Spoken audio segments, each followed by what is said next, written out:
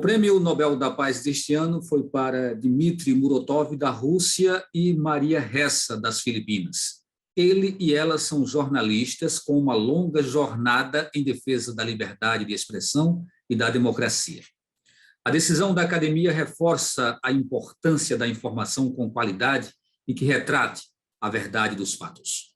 Para falar sobre liberdade de expressão, jornalismo e democracia, conversamos agora no Opinião Pernambuco com Eugênio Butti. Ele é professor da Escola de Comunicações e Artes da Universidade de São Paulo e articulista da página 2 do Estadão.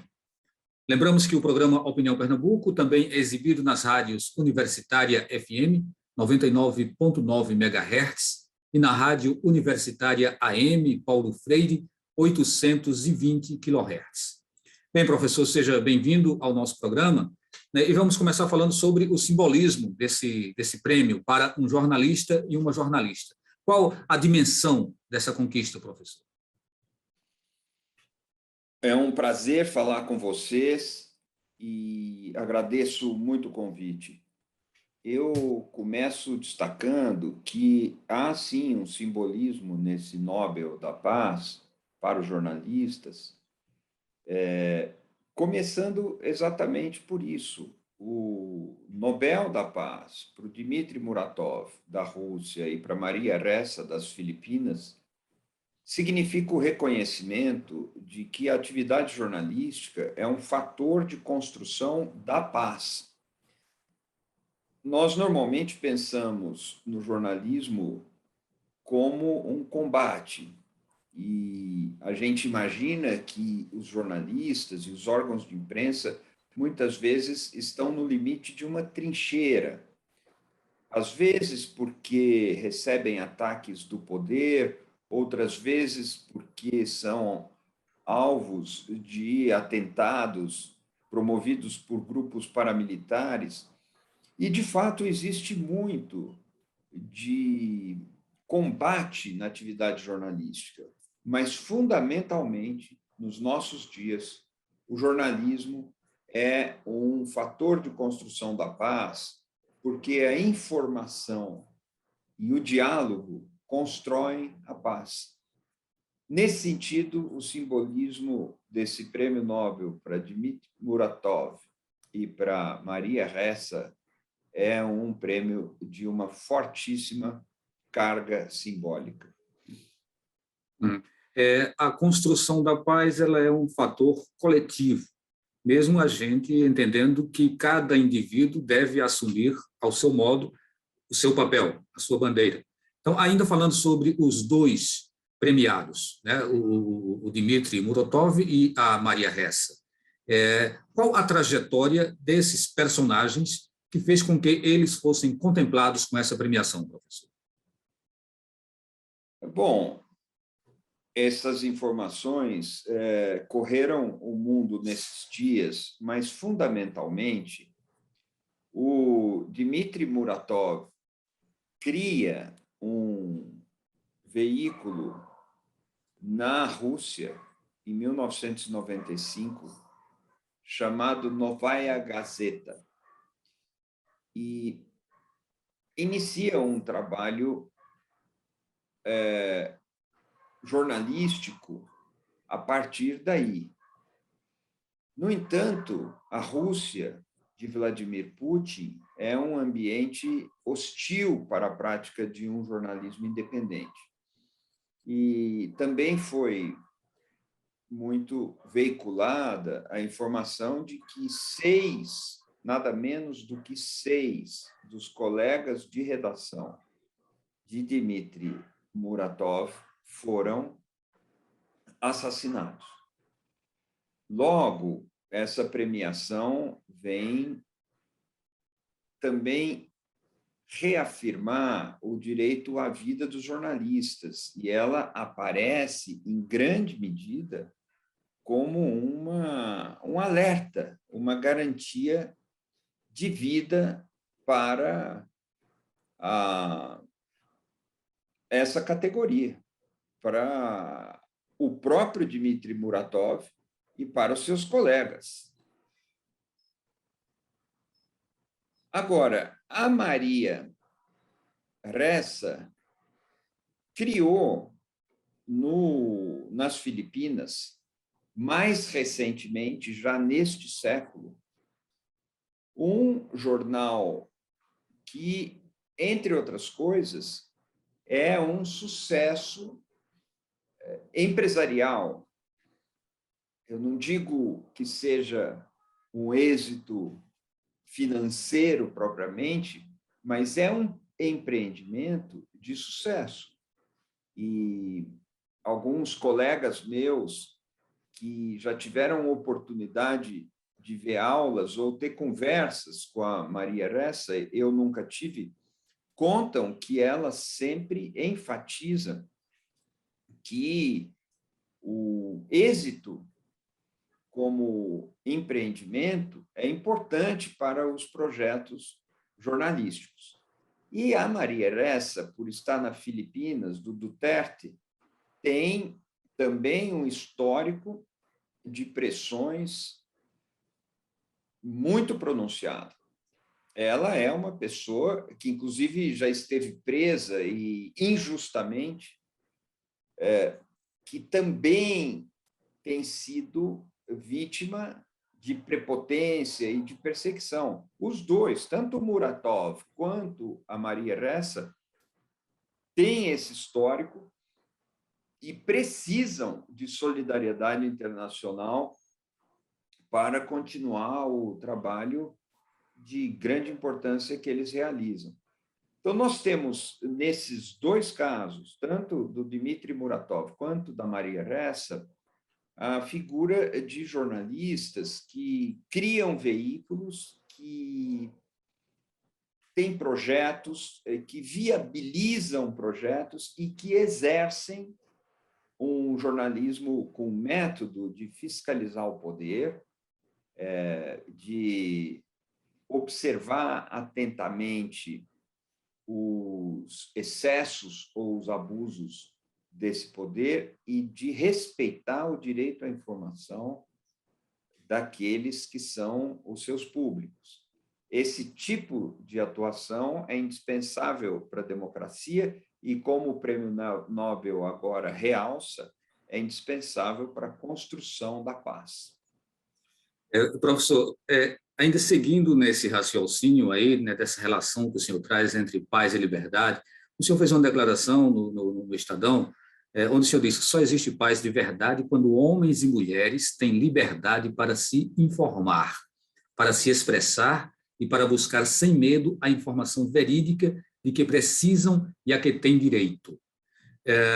Quão angustiante é a mordaça? É você ter a informação, você ter a necessidade de falar e você ser contido nesse momento. Eu gostaria que o senhor falasse um pouquinho sobre essa declaração, professor. Bom, a mordaça é insuportável, seja qual for a explicação que nos dão para ela. Existe a mordaça que vem de conveniências, que é muito estranha para a prática do jornalismo. É aquele tipo de argumento que diz o seguinte: agora não é uma boa hora para tocarmos nesse ponto.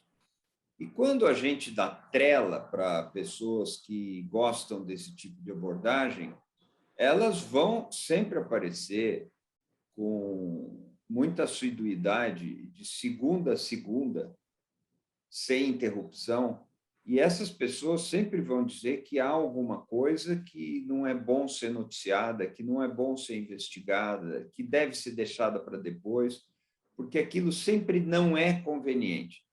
O jornalismo não pode conviver bem com esse tipo de postura. O jornalismo investiga o que é relevante, investiga o que as pessoas têm direito de saber, publica isso e, claro que da forma mais confiável, com verificações, e se isso é conveniente ou não para um lado ou para outro, não é bem um problema do jornalismo. É claro que o jornalismo sempre pensa nas consequências do que vai ser publicado, mas pensa nas consequências não a partir da ótica de um partido, de uma igreja, de uma empresa, de um governante. Pensa nas consequências para a sociedade, para o cidadão. Por isso, o jornalismo procura formas equilibradas e ponderadas de lidar com a notícia e de entregar a notícia para a sociedade. Esse é um tipo de mordaça e é muito desagradável, e é muito comum, e é muito inadequada. O outro tipo que eu posso destacar aqui é aquela que vem diretamente do poder. E essa opera por constrangimento e muitas vezes opera pela violência, muitas vezes uma violência travestida ou disfarçada de legalidade. Por exemplo, a violência de censura. Toda censura se fez em nome da liberdade. Chega a ser um escárnio, mas é verdade. Toda censura se fez em nome da defesa da verdade. Toda censura se justifica como sendo necessária para impedir a divulgação de mentiras e procura dar a si mesma uma aparência ou uma vestimenta de coisa legal, regular e normal. Mas outras vezes essa violência alcança a pessoa do jornalista. E aí nós temos episódios em que jornalistas são presos ou são intimidados. Veja que nós estamos aqui conversando na ocasião em que a gente se lembra do assassinato de Vladimir Herzog. Exatamente dia 25, não é, professor? Exatamente no dia 25 de outubro de 1975. É um jornalista, ele era editor da TV Cultura, na verdade, o líder, o diretor de jornalismo da TV Cultura. Ele é preso, ele mesmo se dirige às autoridades, porque tinha sido convocado para isso, fica confinado e é morto sob tortura. Nos dias seguintes, os assassinos tentaram disfarçar esse crime, alegando que Vladimir Herzog havia se enforcado numa cela e chegaram a produzir uma fotografia falsa que forjava uma situação que não existiu, e essa fotografia circulou amplamente, e que não convencia ninguém, mas se alegou que ele havia cometido suicídio. Nós temos ali um dos episódios em que o poder, no objetivo de dificultar a circulação livre de informações, alcança, muitas vezes, as pessoas que praticam o jornalismo. Outras vezes, o poder age com violência com relação a órgãos de imprensa, mesmo os mais bem estabelecidos. Durante a ditadura Vargas, o jornal Estado de São Paulo ficou sob censura por alguns anos. Professor, a gente está chegando ao final desse primeiro bloco, a gente precisa fazer um intervalo. Então, daqui a pouco, a gente retorna com essa nossa conversa falando sobre liberdade de expressão e democracia. Até daqui a pouquinho.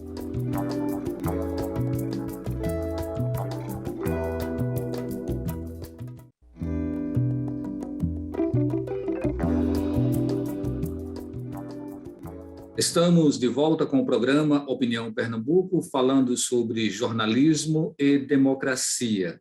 O nosso convidado é o professor Eugênio Butti, da Faculdade de Comunicação da USP, a ECA-USP.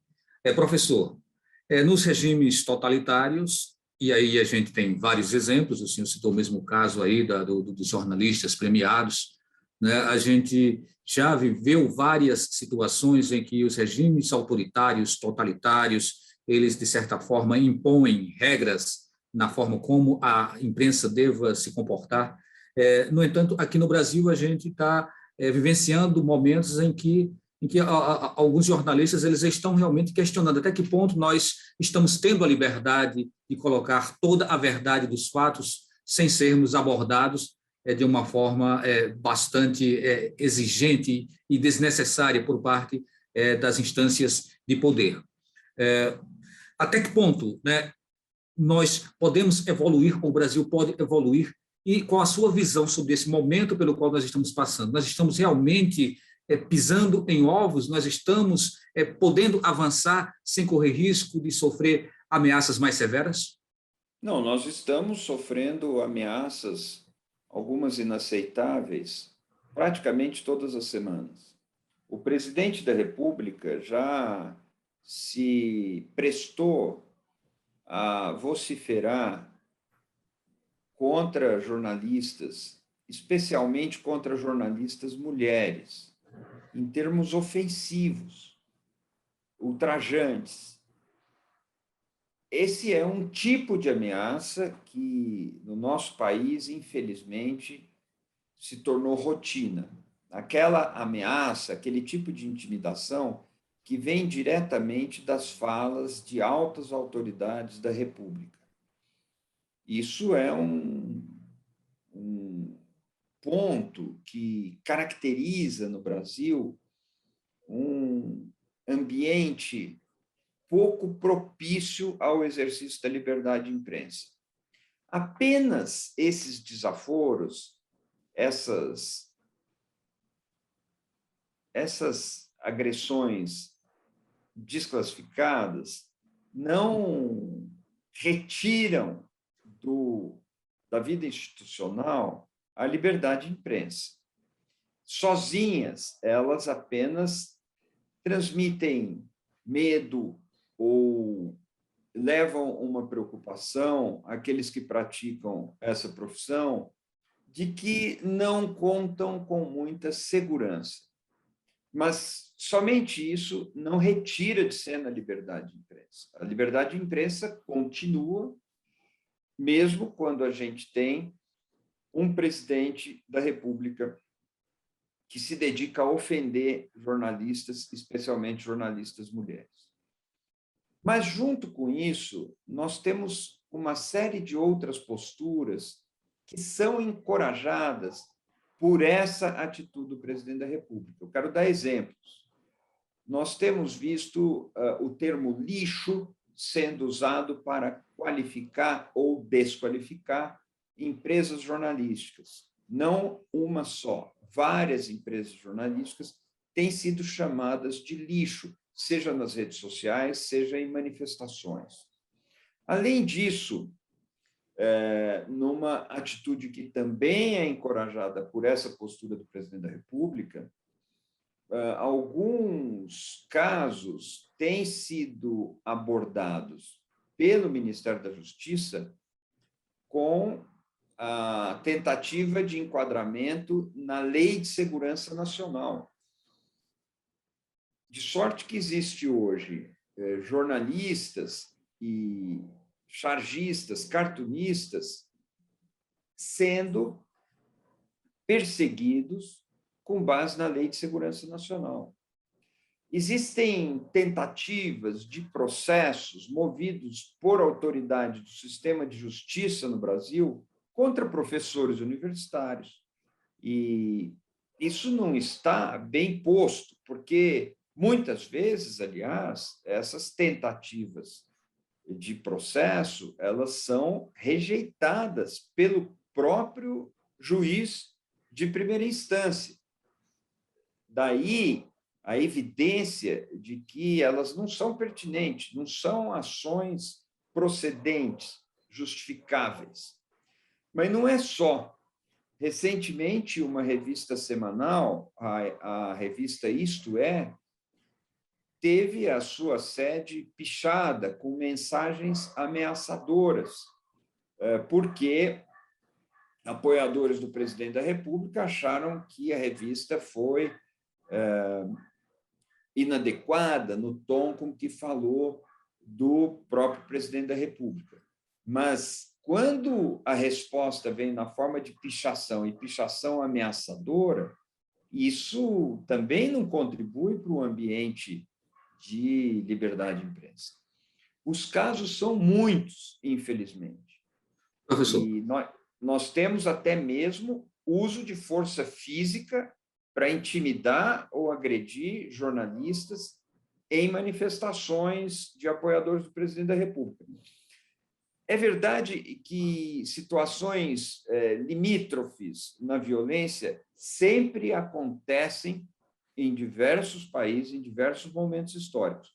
Mas agora nós estamos falando de um tipo de violência que encontra respaldo por ação ou por omissão no poder central da nossa República.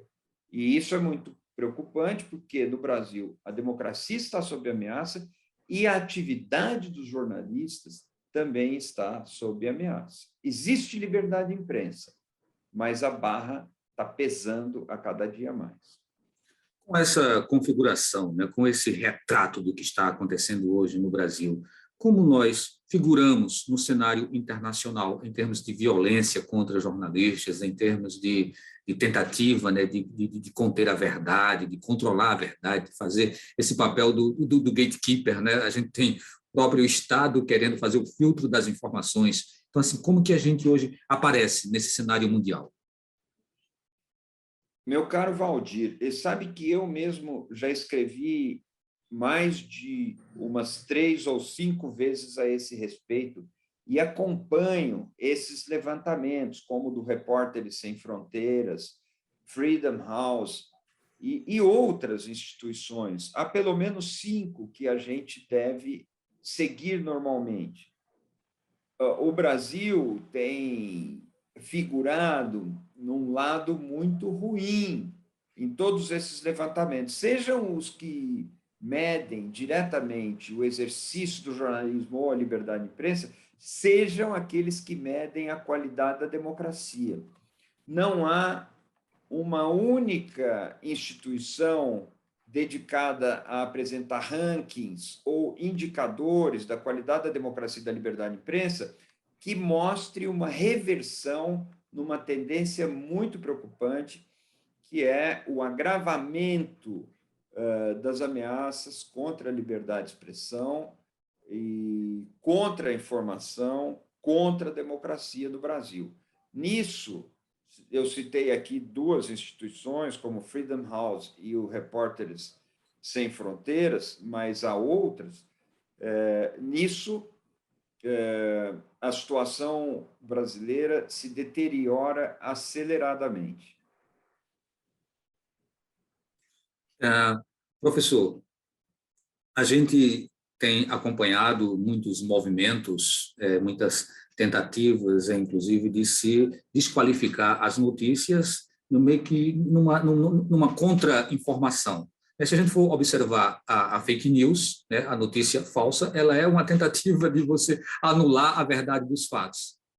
Então, eu gostaria que o senhor falasse um pouquinho sobre isso. A gente tem pouquinho tempo ainda, temos 2 minutos, mas assim, essa presença da fake news ou essa utilização, essa apropriação da fake news como um instrumento de desqualificar a verdade dos fatos, o que tem acontecido também de uma forma bastante veemente, né, com muita força aqui no Brasil. A verdade dos fatos é indispensável para o funcionamento da democracia. O que é a verdade dos fatos?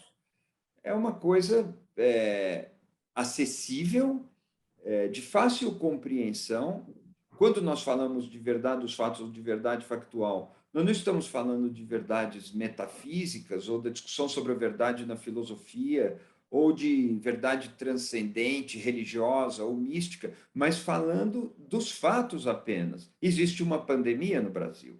Existem avaliações sequenciais sobre a eficácia ou não de medicamentos e de vacinas, a eficácia e a segurança desses insumos necessários para o combate da pandemia. Essas coisas são fatos.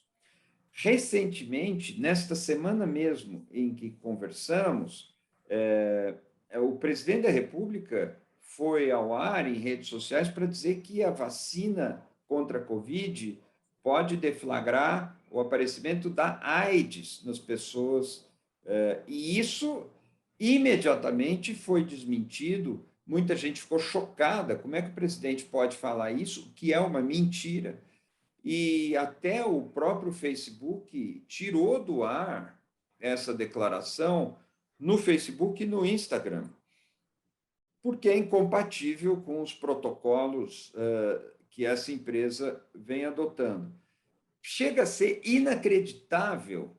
É difícil até para nós acreditar numa coisa dessas, que uma autoridade vai a público dizer uma leivosia contra a ciência e contra os médicos, e pondo em risco a segurança física de pessoas que precisam se vacinar, e a eficiência da vacina tem sido fartamente demonstrada no mundo todo, e é assim que a gente está conseguindo baixar os índices de morte no Brasil. Uma democracia precisa que a gente reconheça os fatos e precisa que a gente seja capaz de conversar racionalmente sobre eles. Quando uma autoridade desse porte atenta contra os fatos de forma irracional, a prática da democracia fica mais difícil do que normalmente é. É nesse sentido, então, que a gente alerta para a importância da verdade factual e da razão. Ok, professor Eugênio Butti, da Escola de Comunicações e Artes da Universidade de São Paulo, também articulista da página 2 do Estadão. Nosso muito obrigado pela sua participação no programa. Eu que agradeço, um grande abraço a todos vocês e parabéns pelo trabalho imprescindível que vocês vêm realizando. Nós agradecemos também a participação de todos e todas que nos acompanharam. O programa Opinião de hoje fica por aqui e a gente se encontra em um próximo momento.